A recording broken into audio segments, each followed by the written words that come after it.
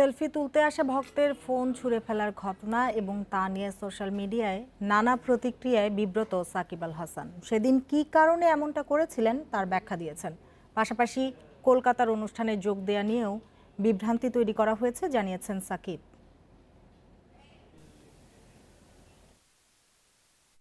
যুক্তরাষ্ট্র থেকে দেশে ফিরে ৮ ঘন্টা বাদে সুপার শপ উদ্বোধন করে শিরোনামে আসেন সাকিব। পরপরই বিপ টেস্টের স্কোর নিয়ে বিভ্রান্তি, আর হুট করে কলকাতা যাওয়া, যাত্রাপথে সেলফি শিকারী ভক্তের ফোন ছুঁড়ে ফেলার ঘটনায় সমালোচনার মুখে পড়েন। দেরিতে হলেও ওই ঘটনার ব্যাখ্যা দিয়েছেন টাইগার পোস্টার বয়। একজন উৎসুক জনতা একদম আমার শরীরের উপর দিয়ে এসে ছবিটি তুলতে যায় এবং আমি তাকে সরিয়ে দিতে গেলে তার হাতের সাথে আমার হাতটি লাগে, তার ফোনটি পড়ে যায় এবং হয়তো পরে ভেঙেও গিয়েছে। তো তার ফোন ভাঙার জন্য আমি আন্তরিকভাবে দুঃখিত। কলকাতার একটি পূজা মণ্ডপে উপস্থিতি নিয়ে আরেক দফা সমালোচনার শিকার সাকিব। তিনি বলছেন, পুরো বিষয়টি নিয়ে বিভ্রান্তি তৈরি করা হয়েছে, যা রীতিমতো কষ্ট দিচ্ছে দেশসেরা অলরাউন্ডারকে।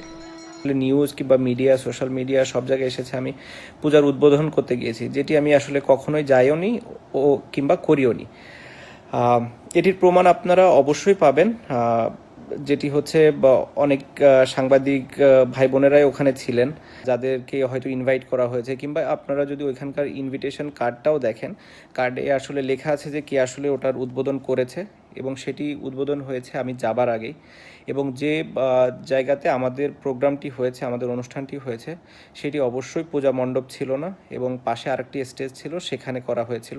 এদিকে রোববার রাতে ফেসবুক লাইভে এসে সাকিবকে হত্যার হুমকি দেন সিলেটের মহসিন তালুকদার। পরদিন ভোরে দুঃখ প্রকাশ করলেও সাকিবকে ক্ষমা চাওয়ার শর্তও দিয়েছেন মহসিন। এমন ঘটনায় সাইবার সিকিউরিটি অ্যাক্টে ব্যবস্থা নেওয়ার কথা জানিয়েছে জেলার পুলিশ প্রশাসন।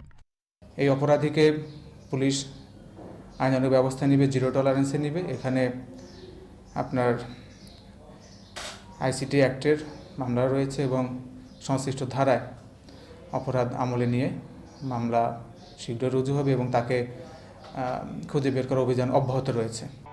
নিষেধাজ্ঞা শেষে ক্রিকেটে ফেরার আগে বড়সড় ঝড় সামলাতে হচ্ছে সাকিবকে। সাইদ সাদি, ইন্ডিপেন্ডেন্ট নিউজ।